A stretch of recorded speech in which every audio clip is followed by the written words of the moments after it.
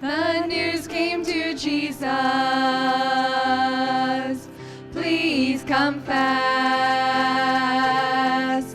Lazarus is sick, and without your help, he will not last. Mary and Martha watched their brother die. They waited for Jesus, he did not come, and they wondered why. The death watch was over,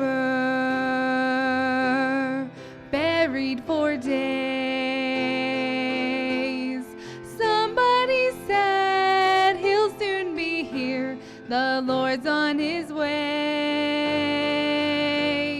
Martha ran to him, and then she cried, Lord, if you have been here, you could have healed him, he'd still be alive. But you're 4 days late, and all hope is gone. Lord, we don't understand why you waited so long, but his way is God's way, not yours or mine. And isn't it great when he's 4 days late, he's still on time. Jesus said, Martha, show me the grave. But she said, Lord, you don't understand, he's been there 4 days. The gravestone was rolled back, then Jesus cried,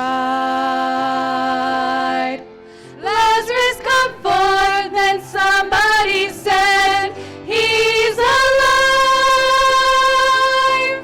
You may be fighting a battle of fear.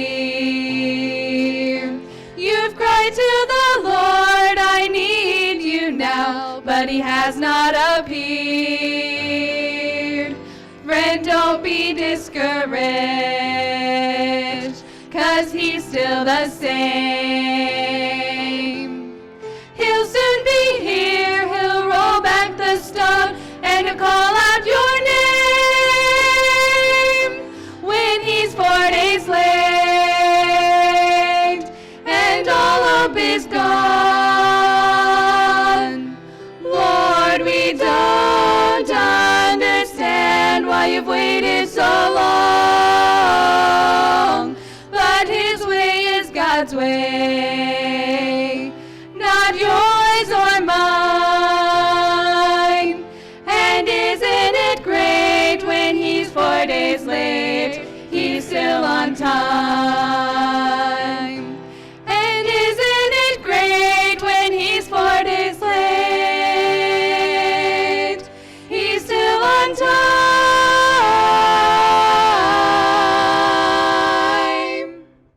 So instead of going back to Exodus and reading the story about Moses, I'm going to read that story from the book of Acts. So Acts chapter 7 and verse number 20.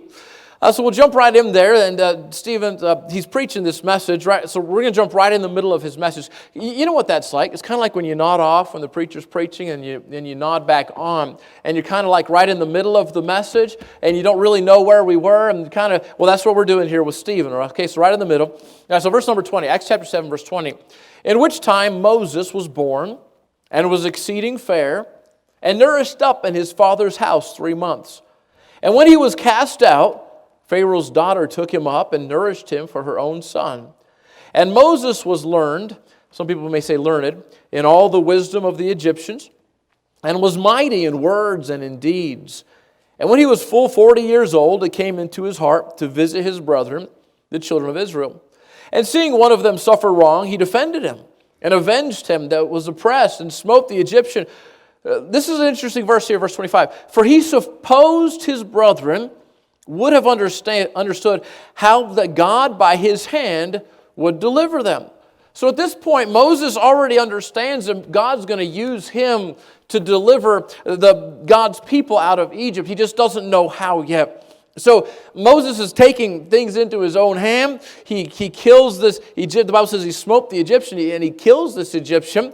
And he supposes that his brethren would understand. And his brethren is the other Hebrews. He supposes that they would say, oh, here's our deliverer. Here we go. This is it. This is our chance to be free. He supposed his brethren would have understood how that God by his hand would deliver them, but they understood not.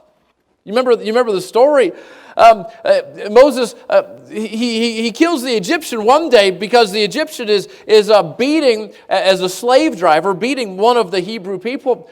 The next day, Moses comes out and sees two of the Hebrew men fighting, and he corrects them and says, you shouldn't do that. And one of them says, are you going to kill me like you killed the Egyptian yesterday? And Moses realized people know about this thing. And he realizes they don't understand what God has told me to do. Verse 26, the next day he showed himself unto them as they strove and would have set them at one again, saying, sirs, your brethren, why do ye wrong one to another? But he that did his neighbor wrong thrust him away, saying, who made thee a ruler and a judge over us? Wilt thou kill me as thou didst the Egyptian yesterday? Then fled Moses at this saying, and was a stranger in the land of Madian. Now, in the Old Testament, that would have been called Midian. This is New Testament writing of that, where he begat two sons. And when 40 years were expired, there appeared to him in the wilderness of Mount Sinai an angel of the Lord in a flame of fire in a bush. When Moses saw it, he wondered at the sight.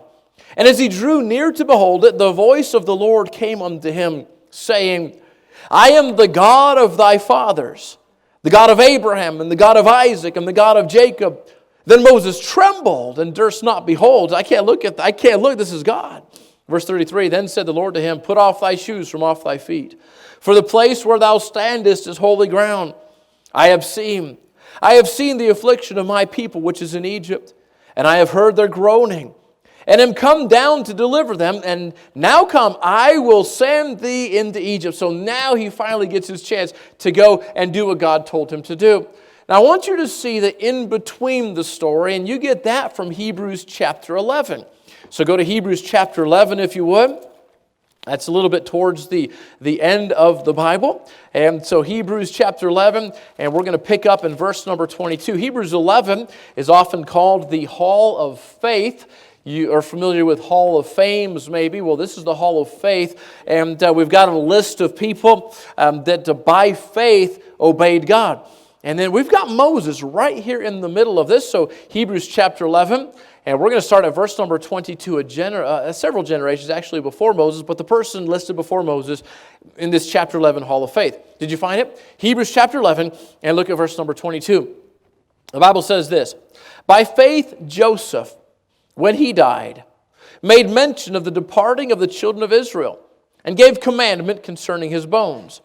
And here we go with Moses. By faith Moses, when he was born, was hid 3 months of his parents, because they saw he was a proper child, and they were not afraid of the king's commandment. What parents? Those awesome parents. We don't hear a lot about Moses' parents, but that was awesome. They weren't afraid of the king's command. The king's command was to take all the baby boys and to kill them. The command, first of all, went to the midwives to kill the boys as they were being born, but the midwives refused. The Bible says that God blessed them, God built them houses. The Pharaoh came along and said, from now on, I want you to take all the boys that are born, the males that are born, I want you to throw them into the river and kill them that way. And Moses' parents refused to obey. They weren't afraid of the king. They had a greater fear of God and doing right than that. Okay, so look at verse number 24 now. By faith Moses, when he was come to years, refused to be called the son of Pharaoh's daughter. Now that was an amazing decision right there. Now look, if you had the opportunity to be taken out of slavery as a baby, taken out of slavery and placed not just in a good home, but in the palace, where your mother would be the daughter of the Pharaoh, where you were maybe even in line to be in a position of great authority like a Pharaoh or somebody just under a Pharaoh. That's Moses. He was taken from slavery and he was brought into the palace, and he had an amazing opportunity to live a life of splendor and comfort and just a wonderful, easy life. Moses could have done that. But the Bible says there, we saw in verse 24, by faith Moses, when he was come to years, refused to be called the son of Pharaoh's daughter. Now we're going to be looking in just a moment why he did that. Why would he do that? Why would Moses refuse such an opportunity as that?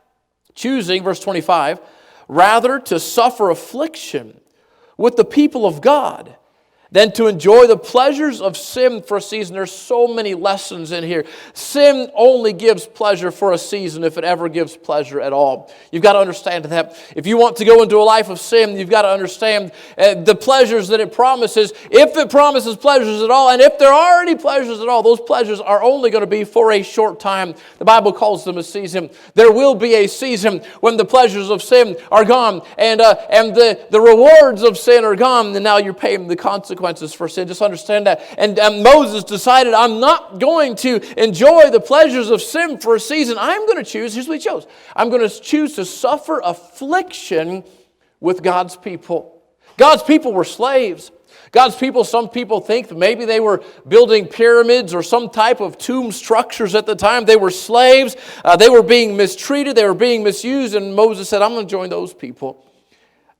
I want you to see why. Our theme is eternal vision. We'll get there in just a moment. Verse number 26, the Bible says, here's part of the reason why. Esteeming the reproach of Christ greater riches than the treasures in Egypt. How about that? Reproach is considered great treasures. Reproach is when somebody makes fun of you. Reproach is when somebody mocks you. Reproach is when somebody doesn't like you. And Moses said, I would rather have that. And I consider that a greater treasure than all the treasures in Egypt. Verse 26, right there in the middle, the Bible says, for he had respect unto the recompense of the reward. He understood that God will reward. God has a greater reward than Egypt ever could have. Verse 27, by faith he forsook Egypt, not fearing the wrath of the king. Now here's the reason. Look at there's the word for there, so we can see the because. For he endured as seeing him who is invisible. This is an interesting statement. He endured as seeing him who is invisible. Now the God that appeared to Moses there at the burning bush, this invisible God appeared to Moses, and eventually Moses saw God there at the burning bush, and eventually Moses saw God giving the 10 Commandments, and there was a point where Moses said, God, can I look at you? Can I see you? And God said, you can see me, but you can't see my face, so I'm going to put you in this cleft of the rock, and I'm going to cover you with my hand, and I'm going to pass by, and after I pass by, you can look at me, but you're just going to see the back of me. Moses saw God, but he hadn't yet. At this point, when Moses refused all the treasures in Egypt, when Moses decided, I'm not going to be the queen, the princess's son anymore, and when Moses made these decisions, he had not seen God like that. So the Bible says, he made this decision, he forsook Egypt, not fearing the wrath of the king, for he endured as seeing him who is invisible. And I want you to understand this morning, that same God is the God that wants you to serve him. That same God is the God that has a plan for your life. That same God, the same God that spoke to Moses out of the burning bush, that gave the 10 Commandments, that spoke from heaven, the one that covered Moses with his hand and passed by, and Moses got to see just the back of him, that same God has a plan for you, has a purpose for you, and I want to encourage you this morning just to go on and just to trust him and just to serve him as seeing him who is invisible. You may not see God. The lady sang the song. Jesus came and he got there 4 days too late. We don't see God, his plan. We don't see how he's going to work sometimes. But listen, God is working and God has a plan and God has a purpose and a direction for your life, and you have potential for God. I hope you understand that this morning. Moses chose God over several things, and I want you to see those. First of all, in verse 24, actually there's probably about 7 of them, so we're just going to move quickly this morning. And look at verse number 24. Moses chose God over position.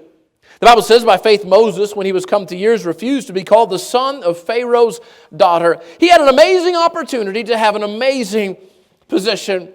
But he chose, instead of having this amazing position, the son of Pharaoh's daughter. Pharaoh's the most powerful person in the world. His daughter now. And then Moses could have continued to be in that position, but he refused. You know, there's some opportunities that look really good. But if God has called you to do something different, let me encourage you. Would you serve God? I'm going to speak to young people for just a moment here. Maybe I'll speak to young people, maybe middle-aged people. And we know that Peter, I think Peter may have been a middle-aged guy. It kind of depends on where you define middle age, right? And that probably depends on where we find ourselves. But so Peter here, here he is a fisherman, full-time fisherman. He's got a family. And Jesus comes along and says, follow me and I'm going to make you fishers of men. Right in the middle of Peter's life, now he's got a midlife career change and he goes off in a different direction. I want to encourage you this morning. I want to encourage you to choose God over a position.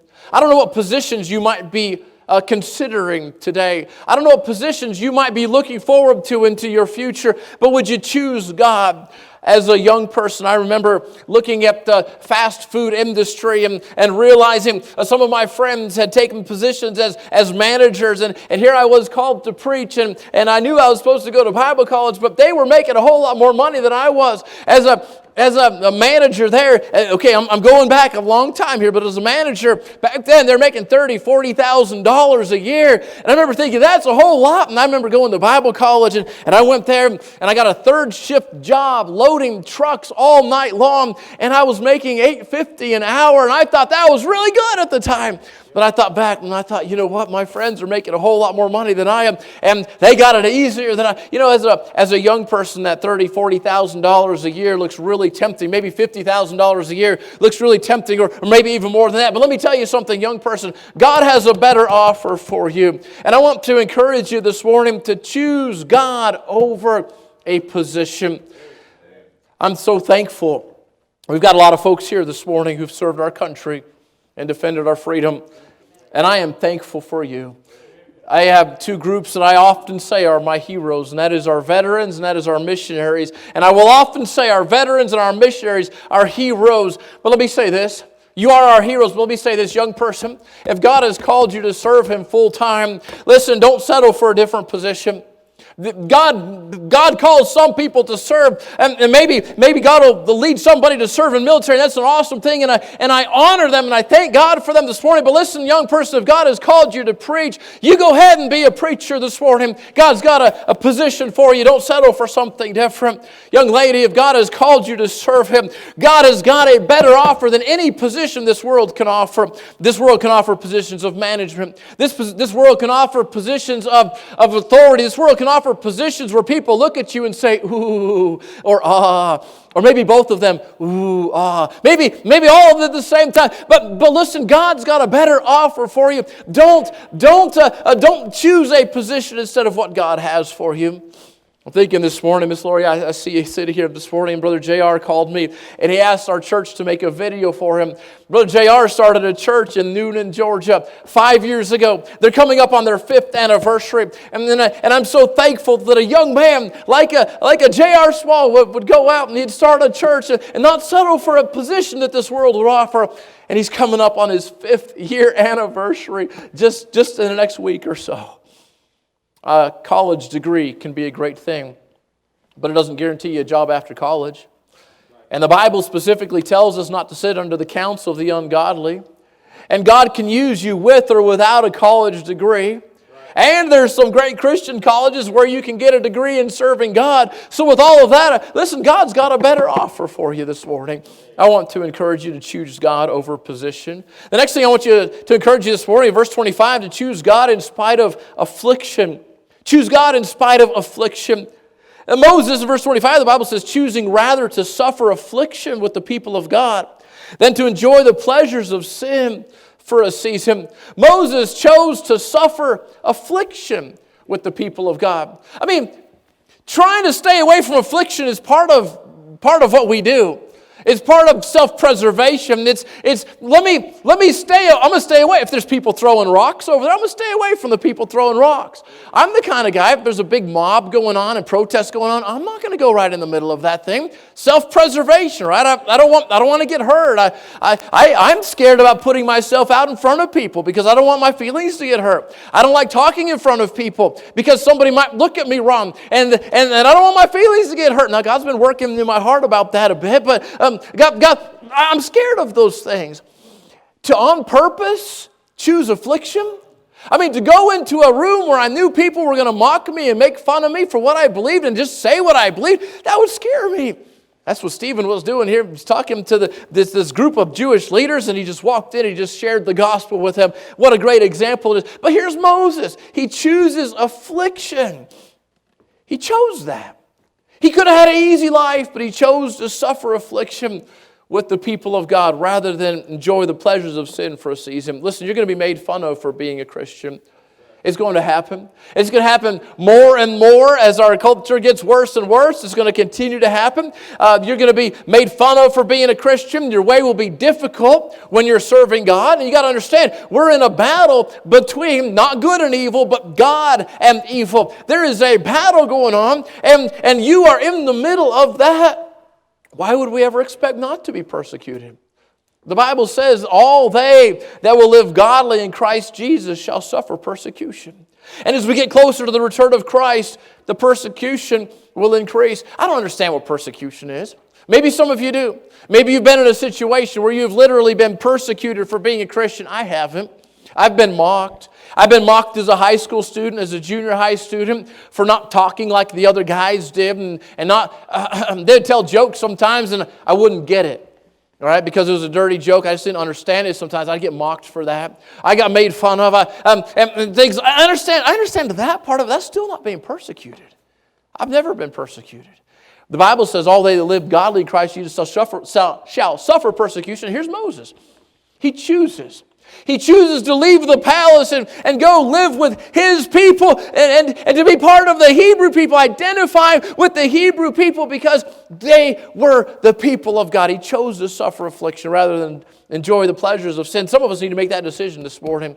Some of us are looking at the pleasures of sin. Some of us are looking at the enjoyment that sin brings, and we're thinking, I think I could probably do this. And as Christians, we're trying to think, how close can I walk to the line without actually doing wrong? That's the wrong way to look at it. Let's stay away from that line. Let's stay away from sin.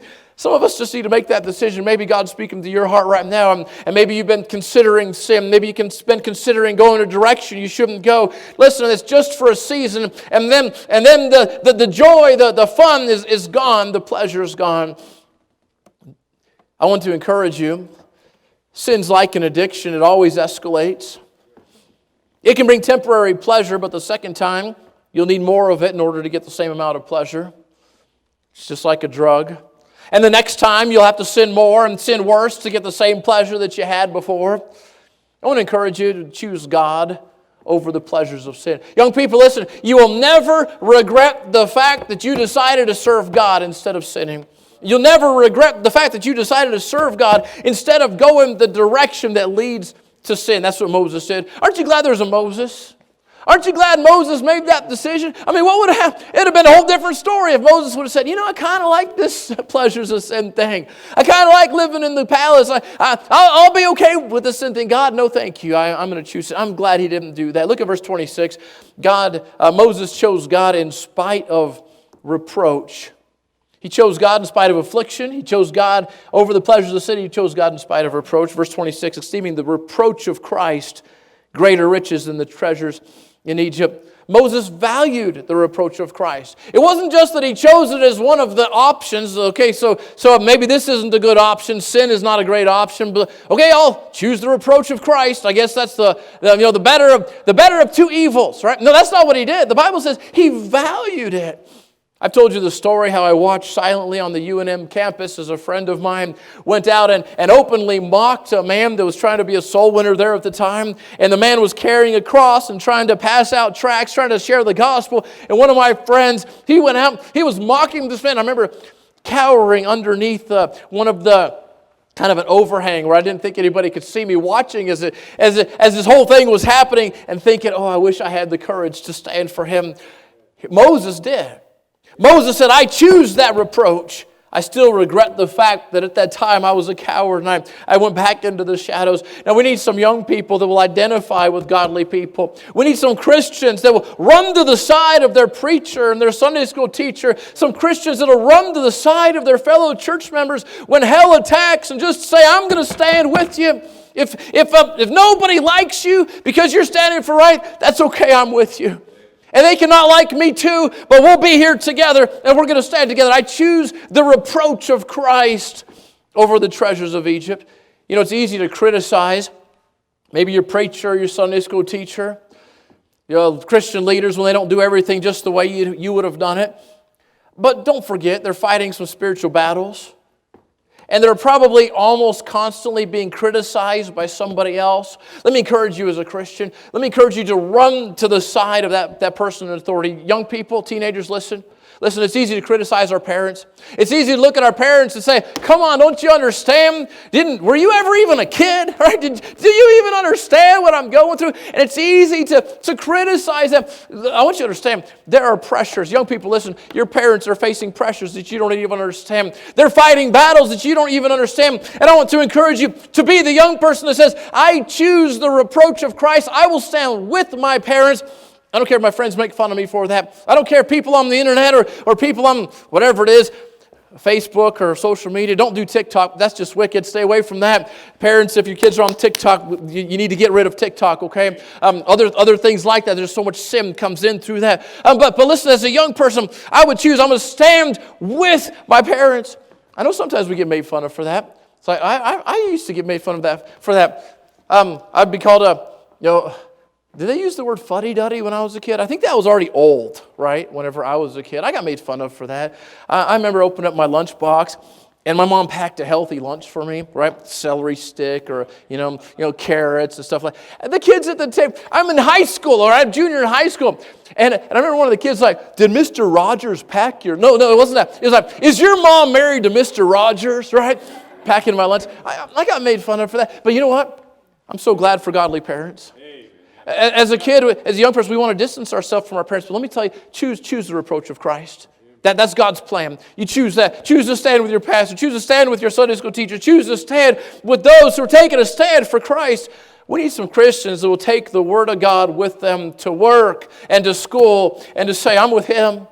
I'm with Him. I know our culture's changing. I know our society's changing. And I know it's challenging sometimes. But listen, it would be so much easier for you to say no to temptation whenever the people around you know you're a Christian. Eventually, they'll stop asking you to go. You keep saying, no, I'm a Christian. I can't do that. No, I'm a Christian. I don't do that. Eventually, they'll just, a lot of times, they just stop asking. Choose God over worldly treasure, verse 26. Esteeming the reproach of Christ greater riches than the treasures in Egypt. For he had respect unto the recompense of the reward. Let me encourage you to choose God over worldly treasures. This is where it really applies to all of us so well. Money is so big of a part of every one of our life.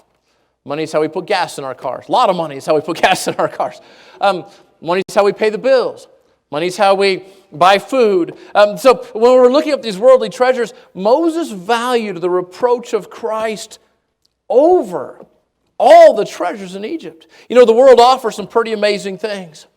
You really can make a lot of money if you want to and if you work hard enough. You really can. If you wanted to live your entire life for making money, you could do that. And if you had a good work ethic and you had some skills, you could be very successful and you could make a lot of money. But is that really what you want to spend this one life doing? I mean, we've only got one. You've got a date on this side that says the date that you're born. You got a date on this side that says the date that you're going to die. And God only knows that. You got a little dash in between. Your life is the dash. Yeah. Do I really want to spend my life just getting money?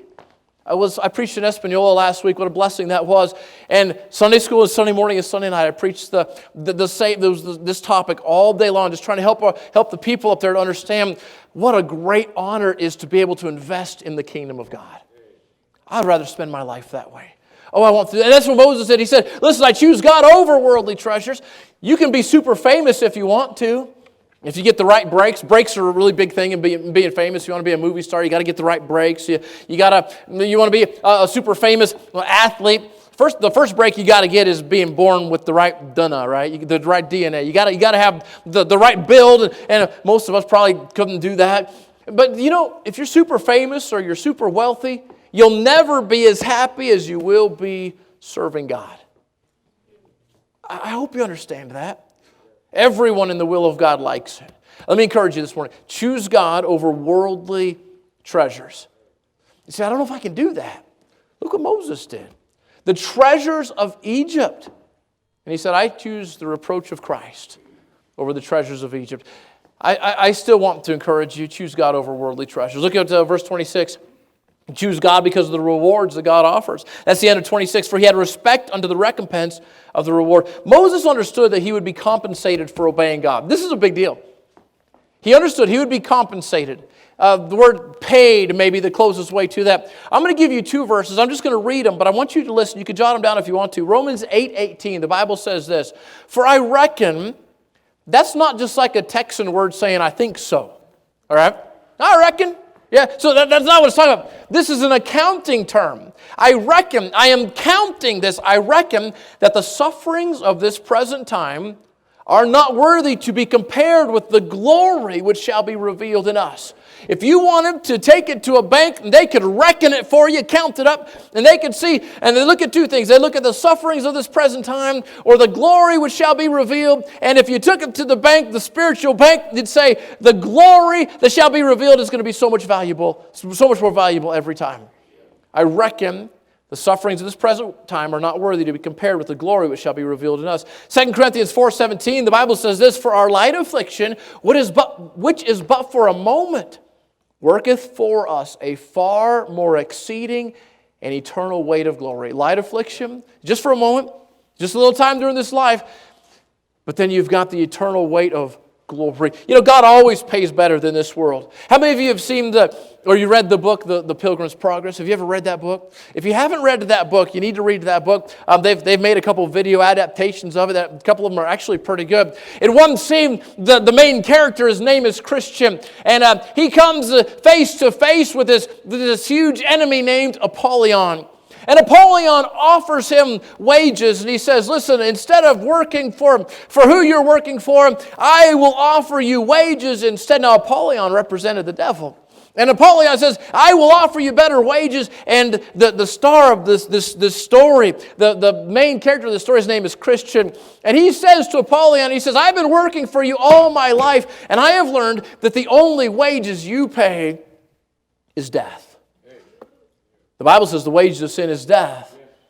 Pilgrim said, I've been working for you my entire life, and I know that the wages of sin is death. Choose God because of the rewards God offers. We're going to have to go quick. Look at verse 27. Choose God even if it means forsaking the life you know.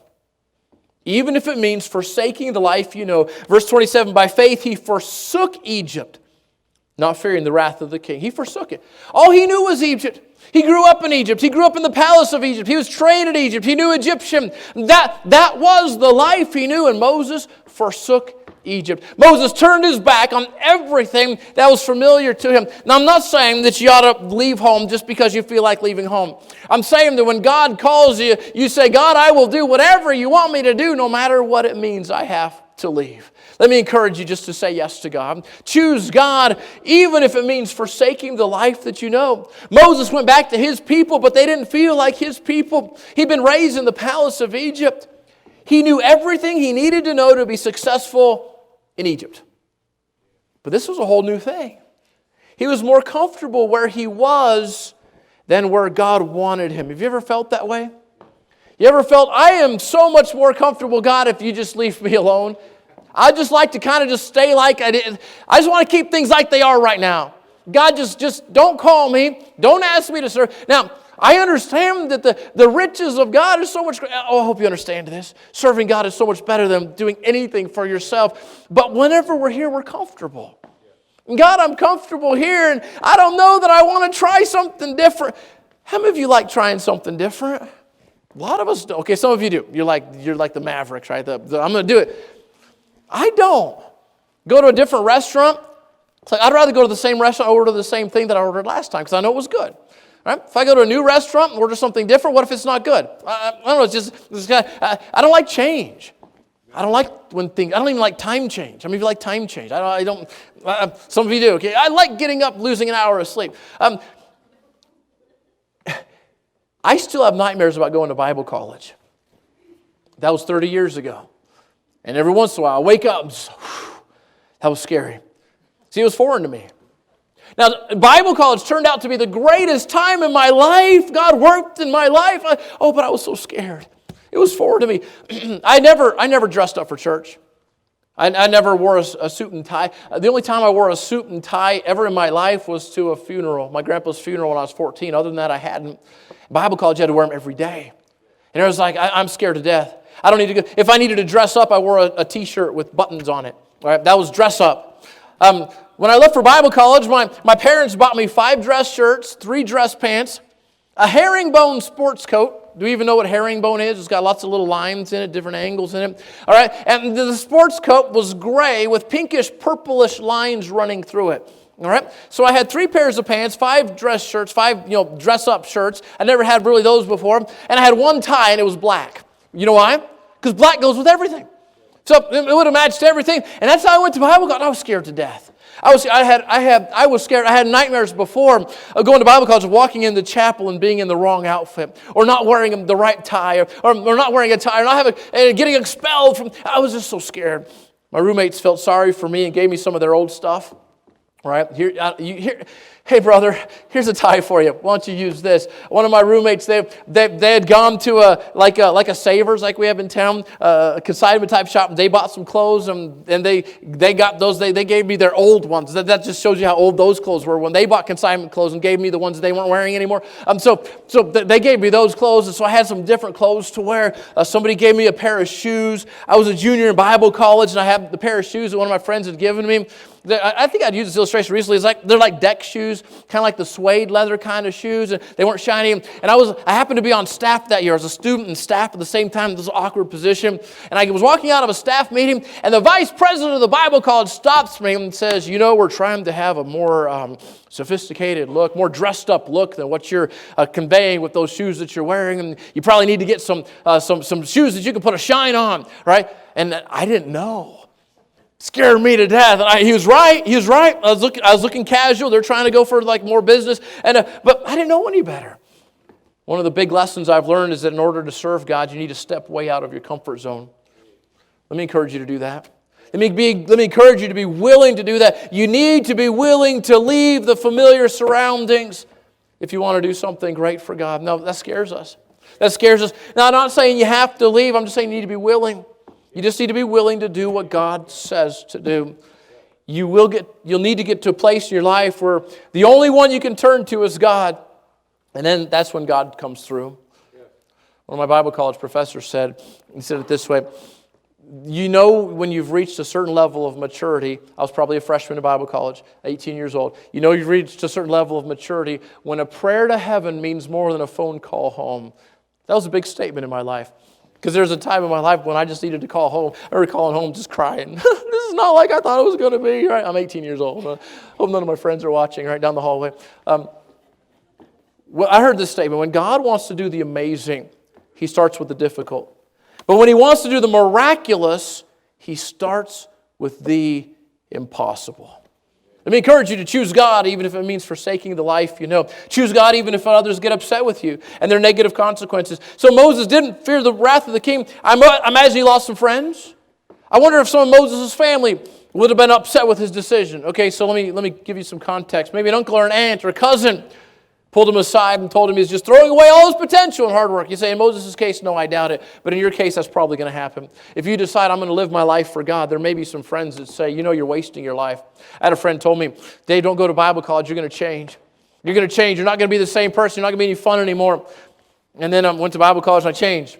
And he ended up getting right with God and pastors at church down in Los Lunas. And so what amazing thing God does in our lives. But listen, I want to encourage you to go and do right even if you lose some friends. I remember whenever I was going to serve God and go off to Bible college and become a preacher, some of my family was not happy with that. Some uncles and aunts and folks just thought, there's better things you can do with your life. You're wasting your life. You're throwing your life away. You ought to become a teacher or an engineer or some of these other things. But what if God can't come through for you? I mean, what if you go to this preacher route, and at least if you got a career and maybe you got a degree and a career, you could have some money and you could have some income coming in. But what if you become a preacher? Basically what they're saying, what if God can't come through? What if God can't come through? And God always comes through. We've had some young people in our church who graduated at the top of their class. They've earned scholarship money to state universities. They walked into their counselor's office and told them they were walking away from their scholarship money in order to go to Bible college. Let me tell you, that's hard to do. Their counselors got upset. Sometimes parents got upset. Uncles and aunts got upset. Listen, if God calls you to serve Him and you obey, He'll give you a better life than any scholarship would ever give you. Choose God, even if others get upset with you and there are negative consequences. Choose God, even if His will seems impossible. Verse 27, He endured as seeing Him who is invisible. He didn't even have something to see. Have you ever tried doing something with your life and trying to explain the goal to somebody and then they're like, you can't see God. It's just like this decision to serve God with your life, and somebody that doesn't understand that might look at you and say, you are absolutely throwing your life away. Moses said, listen, I know this seems impossible, but I'm just going to serve God. You'll come to the place in your Christian life where you'll be faced with an impossible situation. It's going to happen. It's going to be different than Moses'. It's going to be different than mine. You will come to the place where it's impossible. You're facing an impossible situation. What are you going to do? It'll be too hard for you to deal with on your own. Human reason and logic won't help you through it. Your faith will be tested. You'll be like that soldier that Paul describes in Ephesians chapter 6. Stand against the wiles of the devil, and you got your armor on, your helmet and your sword and your shield. And then this soldier, the spiritual soldier that is being described in Ephesians chapter 6. And Paul says, and having done all to stand. If that's all you can do, just stand. You might get to that point. Moses faced one impossible situation after another in rescuing the Hebrews from Egypt. But then he got to the Red Sea. We're going to finish with this. He got to the Red Sea. Surrounded by the enemy behind them.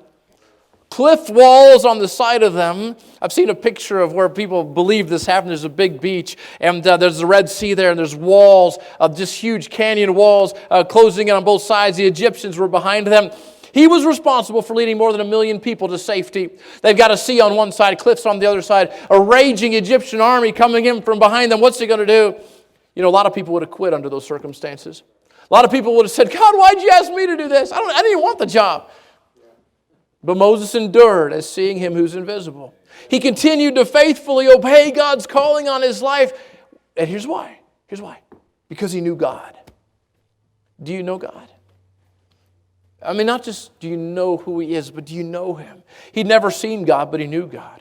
He had a real relationship with God. He talked with God. He listened to God. He spent time with God. God was real to him. And listen to this. The result was miraculous. Moses got to know God, and in getting to know God, God got Moses to where Moses needed to go. And the Red Sea parted. The manna came down from the sky. The water came out of the rock. And it's because, listen, Moses knew God. I want to encourage you this morning to choose God. You can have all kinds of other options. If you're a young person today, you can have, I mentioned a lot of options. You can have lots of options. If you're a middle-aged person, older person today, you still have options. This is not just a message to young people. Every one of us has this decision every day. Am I going to serve God today? Am I going to serve God with my life? I want to encourage you. Choose God. Hebrews 11:29, the Bible says, by faith they passed through the Red Sea as by dry land, which the Egyptians, the saying to do, were drowned. Choose God, even if His will seems impossible. I don't know God's will for your life. But I believe God has a plan for your life. And as God reveals His plan to you, here's what we need to do. Every one of us, we just need to say, yes. And I know it sounds oversimplified. Yes, God, yes. God, if you want me to, yes. Whether it's being a preacher, being a missionary, maybe it's representing you at my job. Maybe it's being a soul winner. Maybe it's standing up for right. Maybe as a teenager, maybe it's coming just alongside my parents and saying, I'm going to choose the reproach of Christ and I'm going to stand with the authority that you've given me. Whatever it is that God has put on your heart, just say yes. Choose God. Choose God. You get to know Him. You get to know His Word. As He teaches you, as you learn, oh, this is what I'm supposed to do next, you just say, yes. Yes. Father, I pray that you would use this message this morning in our hearts.